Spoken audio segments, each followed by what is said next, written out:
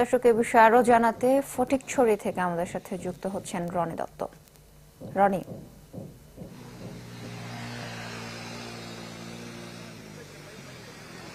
সোহেলি, আমি আজকে সকালে আমরা কয়েকটি জায়গায় অর্থাৎ ওই ফটিকছড়ি এবং হাটাজারি এই দুইটি উপজেলার বেশ কয়েকটি ইউনিয়নে আমরা আসলে ঘুরেছি।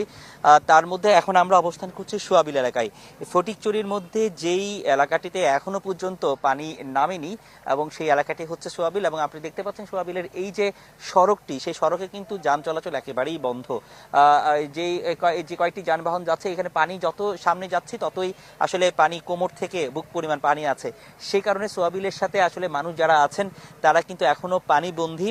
তাদের সাথে যোগাযোগের অন্যতম যে মাধ্যমটি হচ্ছে সেটি হচ্ছে নৌকা। এখানে আমরা পাশেই একটি খাল রয়েছে, সেই খাল দিয়ে আসলে নৌকা করে হালদা নদী হয়ে সোয়াবিলে যেতে হচ্ছে, এবং সেখানেই আসলে তাদের যে খাদ্য সামগ্রী বা পণ্য সামগ্রী সেগুলো আসলে এখানে বিতরণ করা হচ্ছে।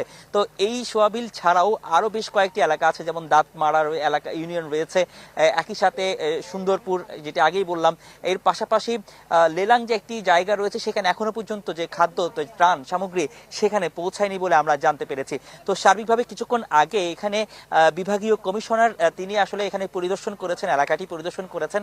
তিনি যেটি বলছেন যে এই সার্বিক যে দুর্যোগ মোকাবেলা তাদের যে প্রস্তুতি, সেই প্রস্তুতি তারা আসলে রেখেছেন, এবং তাদের যে এখন পর্যন্ত যে খাদ্য বা ত্রাণ সামগ্রী তারা মজুত আছে সেটি প্রায় 80 টনের মতো তাদের খাদ্য এখানে কি মজুদ রয়েছে।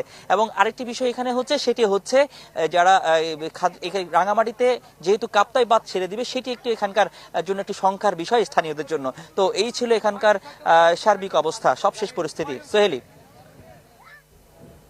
রনি, ধন্যবাদ আপনাকে। দর্শক, ফটিকছড়ির বন্যা পরিস্থিতি জানাচ্ছিলেন সহকর্মী রনি দত্ত। এদিকে পানি বেড়ে যাওয়ায় আজ রাত 10টায় খুলে দেওয়া হচ্ছে কাপ্তাই বাঁধের 16টি গেট। এ বিষয়ে বিস্তারিত জানাচ্ছেন সহকর্মী জিয়াউল হক। জিয়া। সোহেলি, যে বিষয়টা হচ্ছে একটু বলতে চাই যে উজান থেকে নেমে আসা যে পানি, সেটাতে গত দুদিন আগেও রাঙামাটির বাগাইছড়িতে প্রায় 20,000 মানুষ পানিবন্দী ছিল। সেখানকার যে পরিস্থিতি, সেখানকার উজান থেকে নেমে আসা পানিতে আসলে মূলত কাপ্তাইয়ের যে ড্যাম, সেইখান থেকে পানিটা আস্তে আস্তে নামতে থাকে। সেই নামার ফলে ওখান কাপ্তাই যে বাঁধের যে পানি ধারণ ক্ষমতা, সেটি হচ্ছে 109 MSL পর্যন্ত সেই বাঁধের ধারণ ক্ষমতা রাখতে পারে। কিন্তু বাঁধের যে বয়স, সেই বয়স অনুযায়ী যেহেতু 8 হওয়ার আগেই এটি ছাড়ার জন্য প্রস্তুত থাকে, এবং এই পানি বৃদ্ধির ফলে যে কাপ্তাই লেকের আশেপাশে বা কাপ্তাই শহর, রাঙামাটি শহরের যে আশেপাশে যে এলাকা, নিম্ন এলাকা রয়েছে, সেটি সকাল থেকে ডুবতে শুরু করেছিল। সেই পরিপ্রেক্ষিতে রাঙামাটি জেলা প্রশাসক সহ যে জলবিদ্যুৎ কেন্দ্রের ব্যবস্থাপক, তারা একটি আলোচনার মাধ্যমে এই বাঁধটি খুলে দেওয়ার সিদ্ধান্ত গৃহীত হয়েছে। আজ রাত 10টা থেকে কাপ্তাই যে 16টি বাঁধ রয়েছে সুইচ গেট, সেই সুইচ গেট থেকে 9,000 কিউসিক করে পার সেকেন্ডে পানি ছাড়া হবে। এছাড়াও কাপ্তাই জলবিদ্যুৎ কেন্দ্রের সূত্র থেকে আমরা যেটা জানতে পেরেছি যে তাদের যে 5টা টারবাইন রয়েছে, যেখানে টারবাইন দিকে 219 মেগাওয়াট করে বিদ্যুৎ উৎপন্ন হচ্ছে, সেখানে পার সেকেন্ডে 30,000 কিউসেক করে পানি ছাড়া হচ্ছে। পানি ছাড়ার ফলে ভাটির যে অঞ্চল রয়েছে, সেখানে কিছুটা বন্যার আশঙ্কা কিন্তু এর মধ্যে দেখা দিতে পারে। সেই রকম প্রস্তুতিও জেলা প্রশাসন থেকে তাদেরকে মাইকিং এবং জানানোর জন্য সেই যে ব্যবস্থা নেওয়ার কথা জানিয়েছে আমাদেরকে। সোহেলি, এই ছিল রাঙামাটি থেকে পানি ছাড়া সবশেষ তথ্য আমার কাছে।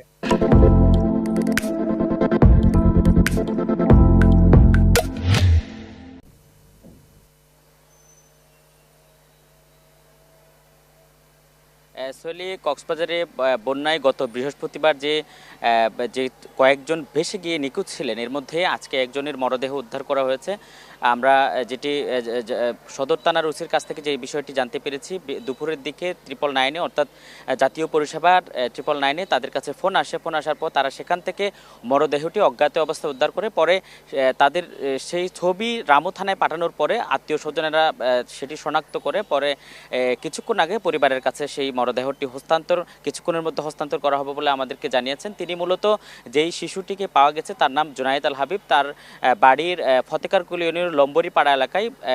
সে একজনকে বাঁচাতে গিয়ে মূলত তার আরও একজন শিশুকে বাঁচাতে গিয়ে সে বাঁকখালী নদীতে ভেসে গিয়েছিল। তবে গত 2 দিন ধরে বৃষ্টি না থাকার কারণে কক্সবাজারে যে ইতিমধ্যে বেশ কিছু জায়গা থেকে পানি নেমে গেছে, যদিও যেই সমস্ত জায়গা থেকে পানি নামতে সমস্যা হচ্ছে, পানি নামার পথ নেই, সেখানে কিছু কিছু পানি এখনও জমে রয়েছে। তবে রোদের মাত্রা বাড়লে সেই পানিগুলো হয়তো শুকিয়ে যাবে। সব মিলিয়ে বলা যায় যে বন্যার ক্ষতচিহ্ন বেঁচে উঠছে, কিন্তু এখন দুর্ভোগ অনেকটা আগের চেয়ে অনেক বেশি কমে এসেছে। পাশাপাশি মহেশখালী নৌ নৌরুটে যে মানুষটি নিখোঁজ ছিল পারাপারের সময় তাকে কিন্তু এখনো খুঁজে পাওয়া যায়নি। সোহেলি।